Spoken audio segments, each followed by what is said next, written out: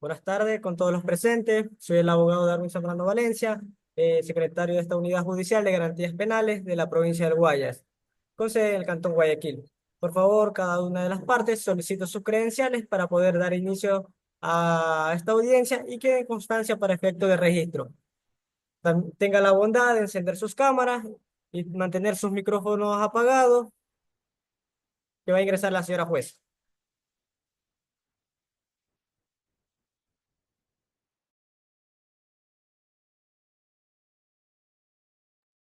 Listo, muchas gracias, señor secretario. Buenas tardes con todos y todas. Mi nombre es Patricia Quintana Contreras, jueza del miembro del Tribunal de Garantías Penales de la Unidad Judicial del Cantón Guayaquil, provincia del Guayas. Previo sorteo de ley, me ha correspondido conocer y sustanciar la presente causa de juicio número 1135-2021-0088 y encontrándonos en el día y hora señalados para la audiencia. Solicito ponerse de pie para dar por instalada la siguiente audiencia de juicio por el delito de lesiones y violencia física. Se les solicita a los presentes mantener la compostura, de lo contrario serán retirados de la audiencia por medio de las autoridades policiales. Señor secretario, dígnese a constatar la presencia de las partes procesales a esta audiencia. Buenas tardes, señora jueza, ponente de este tribunal de de Garantías Penales de la Unidad Judicial de la Provincia del Guayas y demás jueces que lo conforman, dando cumplimiento a lo establecido en el artículo 563, numeral 8 del Código Orgánico Integral Penal, siendo el día de hoy viernes 10 de enero del 2025, con hora 7 horas con 23 pm, dentro de la causa número 11-305-2021-0088. Doy fe que se encuentran presentes en esta audiencia como representante de la Fiscalía, la abogada Lice Vanessa Palacio Vera, por parte de la acusación particular, la abogada Pilco Herrera Dayana Nayeli y el abogado de la defensa, el abogado Javier Agustín Valareso Barrio Nuevo, acompañado con el acusado, el señor José Romero Castro. Señora jueza, certifico que se encuentran todos los sujetos procesales para poder dar inicio a esta audiencia y los medios electrónicos se encuentran funcionando de forma correcta. Gracias. Listo, gracias, señor secretario. Señor acusado, José Carlos Romero Castro. El tribunal, a través de mi persona, como jueza ponente, le hace conocer a usted que tiene algunos derechos. Entre ellos, el derecho que usted tiene a guardar silencio. Sin embargo, si usted desea rendir su testimonio, este tribunal lo escuchará. Le advierto también que debe estar atento a todas las intervenciones que se realicen en esta audiencia. Por favor, tome asiento. De lo expuesto anteriormente, es el momento procesal para iniciar con el alegato de apertura por parte de la Fiscalía, de conformidad, como lo establece el artículo 614 del Código Orgánico Integral Penal. Señor fiscal, tiene la palabra.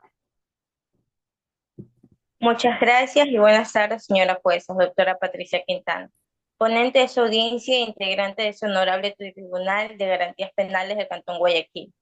Así también saludar al abogado acusador Hurtado y al abogado de la defensa, el abogado Javier Valares y demás personas presentes en la audiencia. Me identifico para efectos de audio.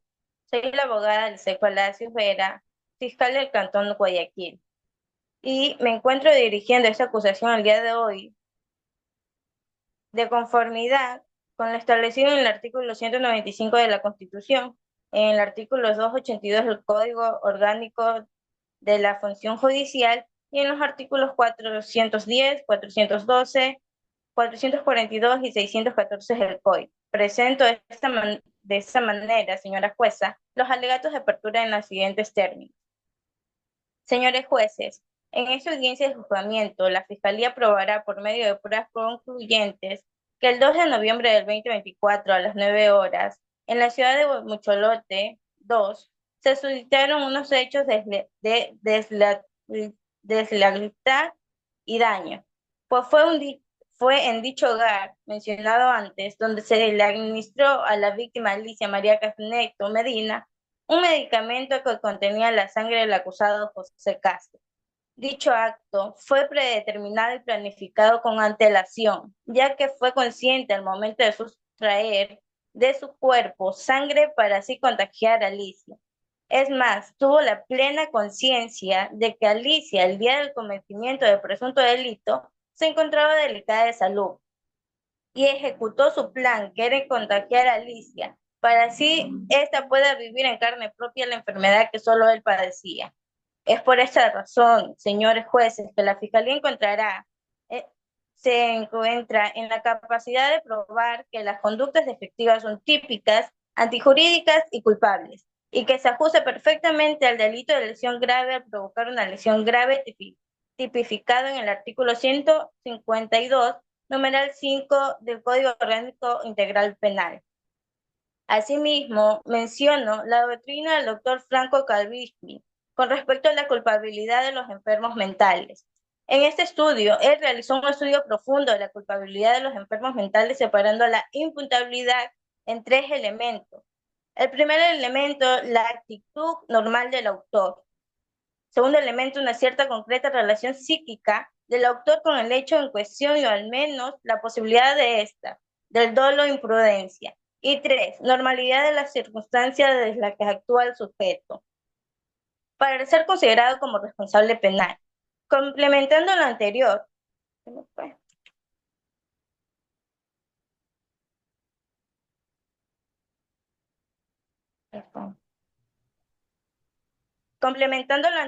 dice que el sujeto que comete el delito, para que sea considerado como responsable, debió haber tenido una motivación normal y conoce que su conducta iba a resultar en un daño, por lo que si éste no es consciente de esta violación, no es responsable de lo cometido. Es así que dentro del artículo 136 del Código Orgánico Penal, en su apartado segundo, se informa sobre la semi-imputabilidad y la doctrina penal lo entiende como la imputabilidad disminuida, ya que el sujeto comete el delito ilícito con disminución en su capacidad volitiva y cognitiva. Es decir, que en cierta medida la persona tiene conocimiento de lo que está haciendo, encontrándose, no obstante, en un estado de anormalidad psíquica, pero no de total incapacidad. Finalmente, la Fiscalía, para probar todo lo expuesto en este alegato de apertura, cuenta con pruebas documentales, periciales y testimoniales, pruebas concluyentes que determinarán la materialidad de la infracción y la responsabilidad del acusado con el delito de lesión, cumpliendo los requisitos de conducencia, idoneidad, legalidad y utilidad de la prueba, que de manera demostraremos que la conducta fue típica, antijurídica y culpable. Eso es todo, señora jueza. Muchas gracias. Gracias. Una vez escuchada la intervención de la señora fiscal, le concedo la palabra al abogado de la defensa del acusado para que presente su alegato de apertura, como lo establece el artículo 614 del Código Orgánico Integral Penal. Adelante, por favor.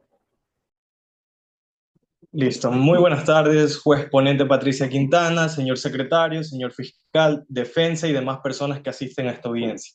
Me presento, soy el abogado Terry Hurtado, con número de matrícula 09-2024-8304, acusador particular de este caso de conformidad con lo establecido en el artículo 614 del Código Integral Penal.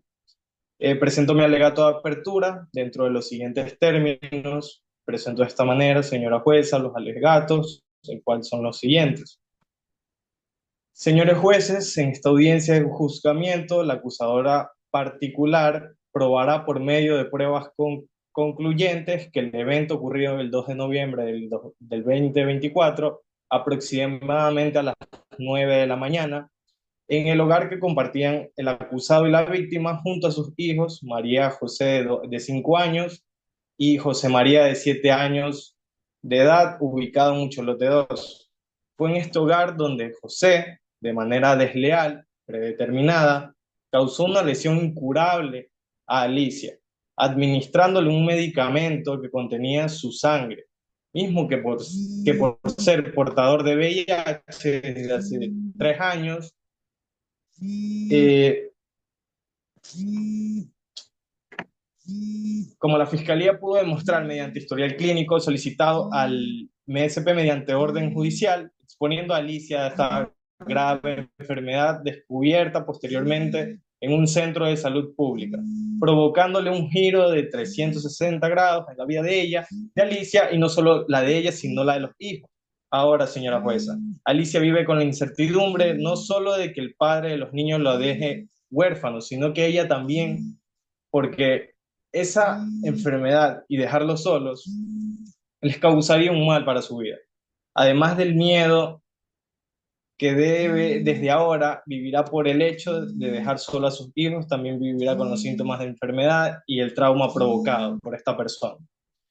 Es por esta razón, señores jueces, nos encontramos en la capacidad de probar que las conductas descritas son típicas, antijurídicas y culpables, y que se ajusta perfectamente al delito de los artículos 152 y 156 del Código Orgánico Integral Penal, que tipifican las lesiones y la violencia física contra la mujer. Respectivamente, como lo mencionó la señorita fiscal, del mismo modo a solicitar la medida de reparación integral, así como lo señala la Constitución en el artículo 78, el cual dice que las víctimas de infracciones penales podrán gozar de reparación integral en el mecanismo de la indemnización para la satisfacción del derecho violado. En el COIP, el artículo 77 dice lo siguiente: la reparación integral de los daños. La reparación integral radicará en la solución que objetiva y simbólicamente restituya, en la medida de lo posible, al estado anterior de la comisión del hecho y satisfaga a la víctima, cesando los efectos de las infracciones perpetradas. Su naturaleza y monto dependen de la característica del delito, el bien jurídico y el daño ocasionado. La restitución integral constituye un derecho y una garantía para interponer los recursos y las acciones dirigidas a recibir las restauraciones y compensaciones en proporción con el daño sufrido. El artículo 78 dice mecanismo de reparación integral, las formas no excluyentes de reparación integral, individual o colectiva. Son tres. Las indemnizaciones de daños materiales e inmateriales se refieren a la compensación por todo perjuicio que resulte como consecuencia de una infracción penal y que sea evaluable económicamente. Por lo que solicito, señora jueza, la reparación integral de daño causado sea 1.000 por mes, calculando 51 años, siéndolo solicitado casi $600.000 en base a tiempo de vida que la víctima vivirá con esta enfermedad, según la tasa de vida que actualmente es de 77 años. Finalmente, probaremos todo lo expuesto en este alegato de apertura.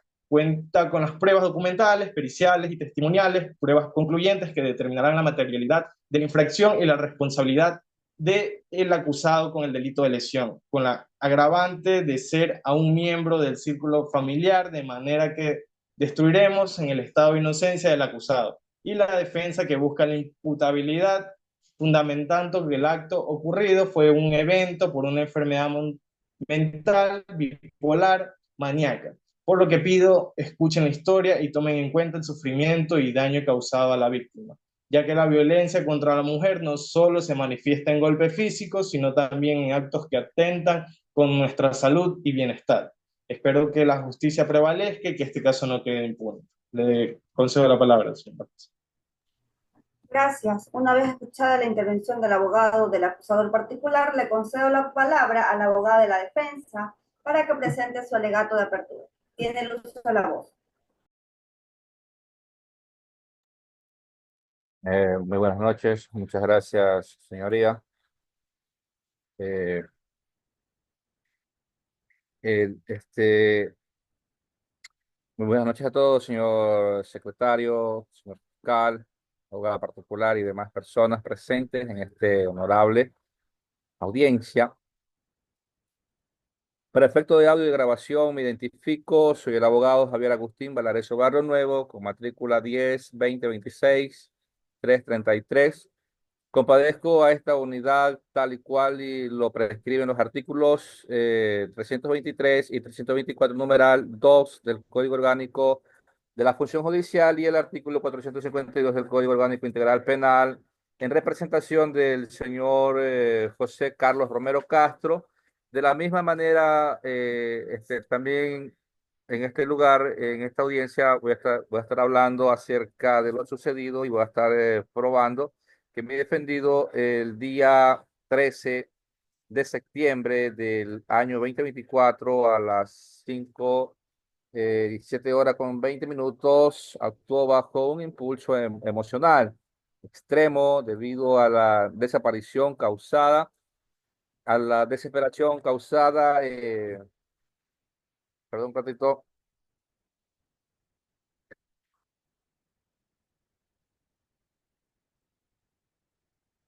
debido a ver, en cuanto a perdón un ratito, perdón.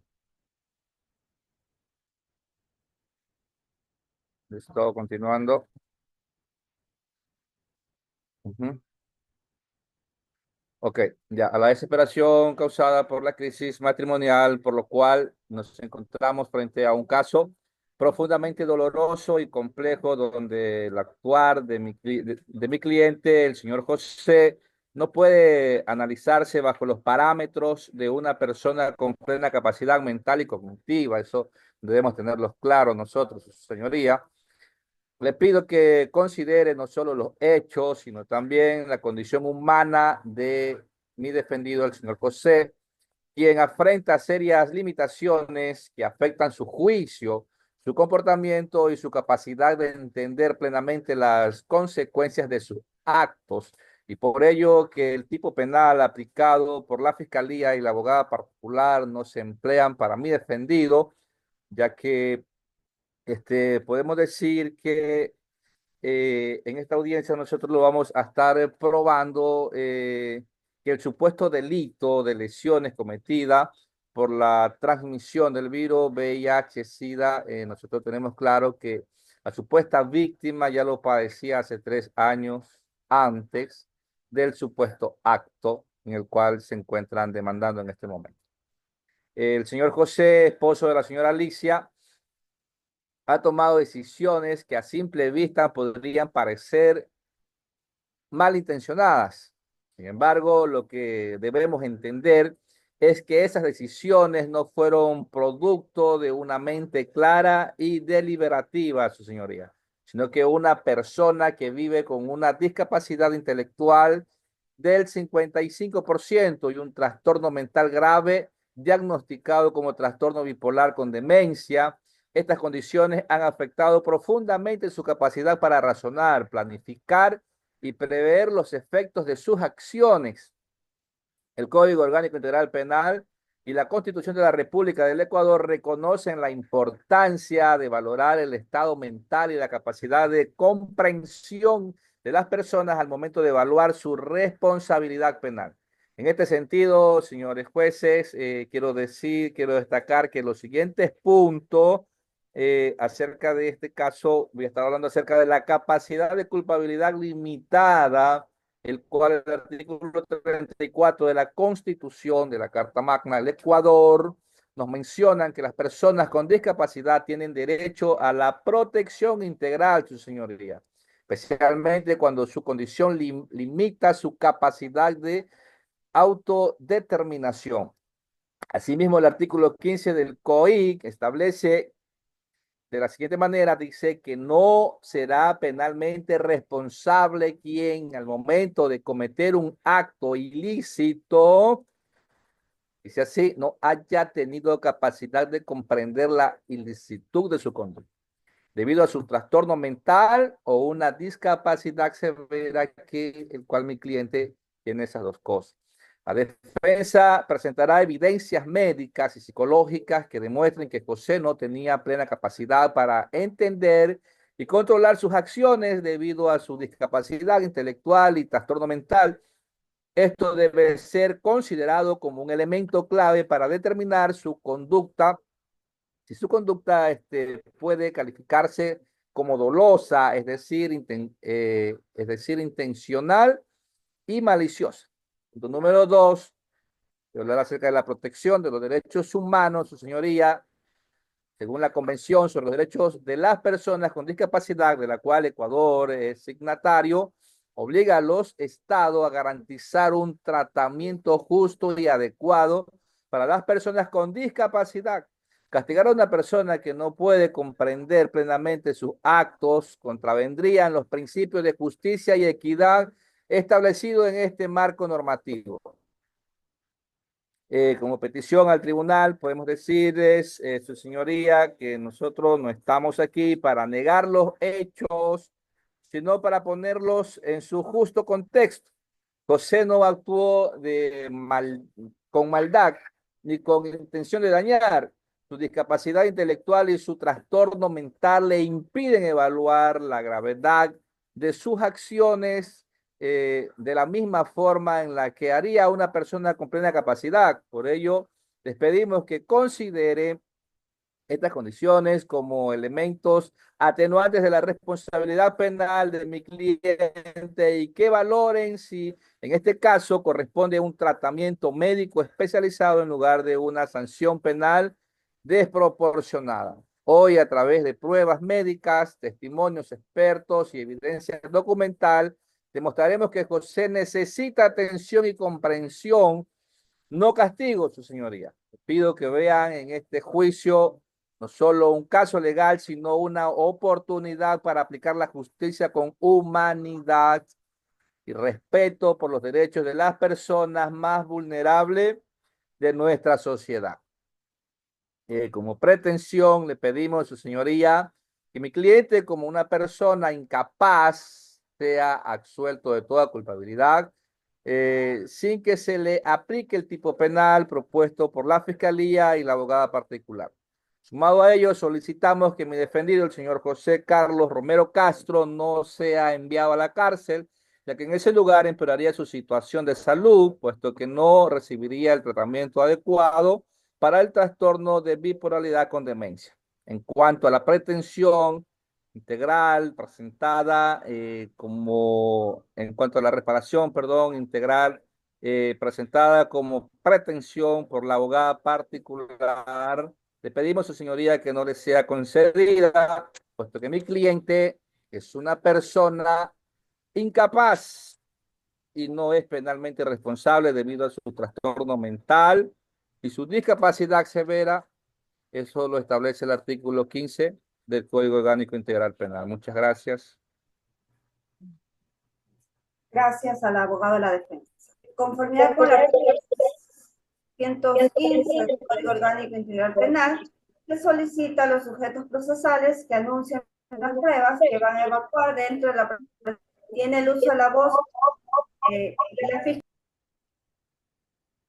Gracias, señora juez. La Fiscalía para las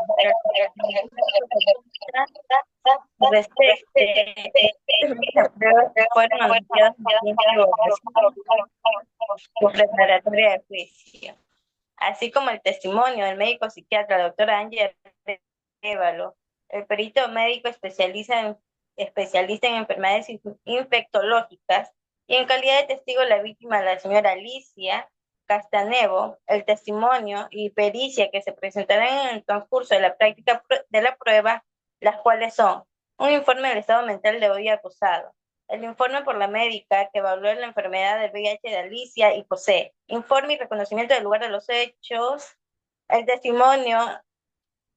Hasta aquí mi intervención, señora juez.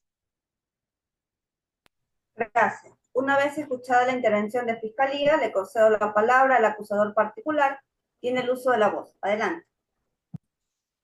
Gracias, señora jueza. Como medio de prueba, presento el historial clínico de la víctima de hace 5 años de antigüedad, donde se puede ver que no tenía dicha enfermedad, como lo podrán ver en los diferentes resultados de análisis de sangre. También los mensajes de WhatsApp, donde se visualiza la forma despectiva que la trataba el acusado y los actuales luego del contagio. Como testigo, presento a la víctima, Alicia, también a la hermana de la víctima, María Antonieta, el médico tratante, un compañero del trabajo, Alex Silva, y al doctor tratante que lleva el tratamiento por VIH, al señor José. Señora jueza, esas serían todas las pruebas presentadas desde el comienzo del proceso.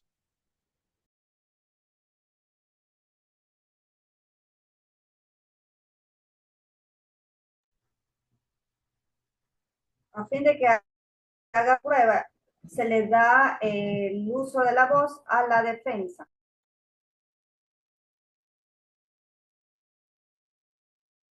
Gracias, señora jueza.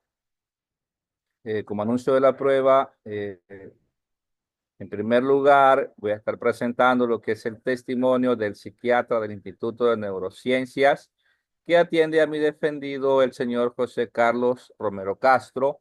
En segundo lugar, el informe médico de VIH de la señora María Fernanda Quesada Roldán, el cual da como positivo antes de cometerse el acto, el cual se le imputa a mi cliente. En tercer lugar, el carnet de discapacidad emitido por el Ministerio de Salud Pública, el cual corroborará que mi defendido tiene un grado de discapacidad del 55%.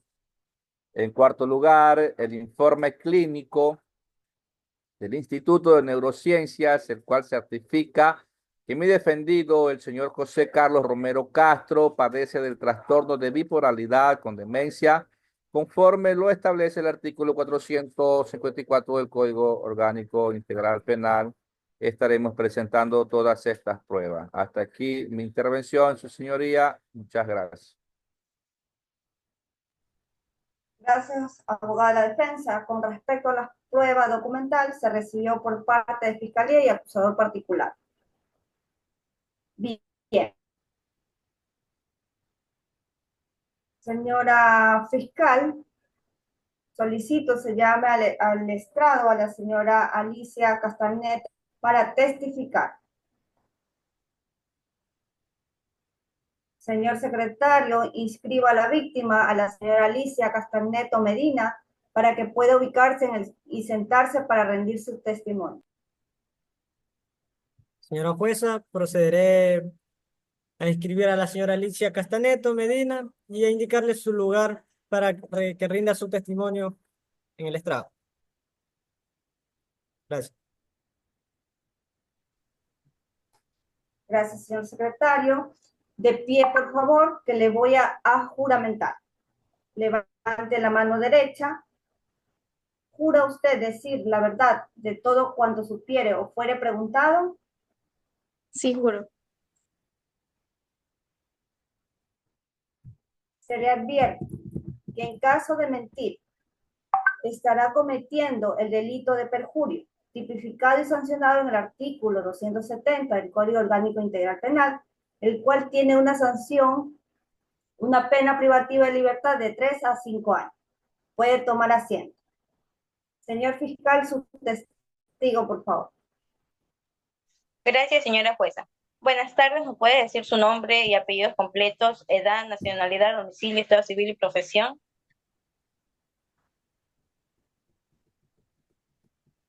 Claro, soy Alicia María Castanedo Medina, edad 26 años, nacionalidad ecuatoriana, domiciliada en la ciudad de Guayaquil, Mucholote 2, estado civil casada y de profesión ama de casa. Señora Alicia, ¿reconoce al acusado? ¿Puede señalarlo? Sí, ¿Cómo conoces a la parte acusada? él es mi esposo, conviví desde los 18 años. ¿Sabe usted el motivo por el cual estamos hoy aquí? Sí, porque mi esposo me contagió de VIH por medio de una jeringa que contenía su sangre y un medicamento. ¿Con qué frecuencia usted visita los establecimientos médicos? ¿Tiene algún médico de cabecera? Lo visito cada 6 meses y cuando mi salud se deteriora, me hago atender en el hospital del día del Ministerio de Salud Pública. Bueno, chicas, no, bueno.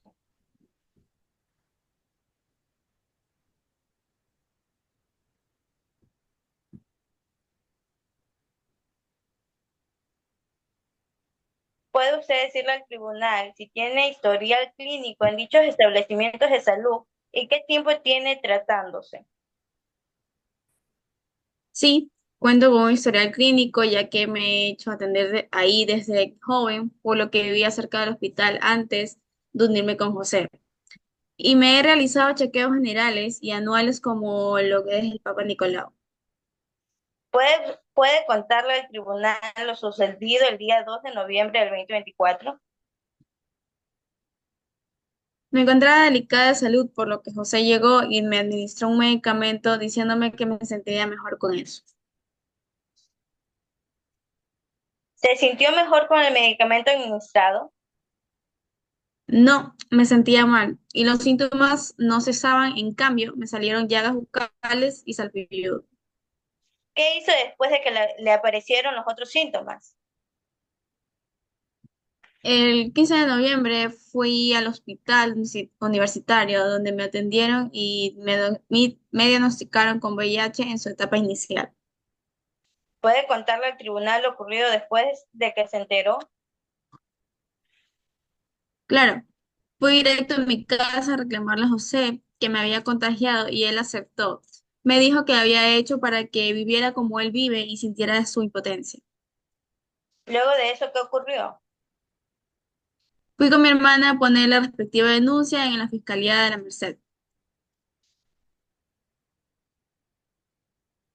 ¿Cómo se ha sentido desde que padecía de VIH, desde que padece VIH? Me he sentido la moral, psicológica y físicamente mal. Eso es todo, señora jueza. Muchas gracias. Ahora Hasta tiene el aquí, uso de la... señora jueza. Perfecto, gracias. Ahora tiene el uso de la voz la defensa para que realice el contrainterrogatorio. Pausa, pausa, pausa, pausa, pausa. ¿Quién puede poner pausa? Sí, pusieron pausa.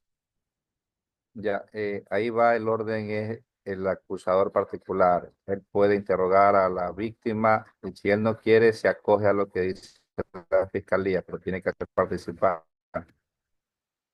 Y ahí me da a mí. No está pausado el video. No pausa el video.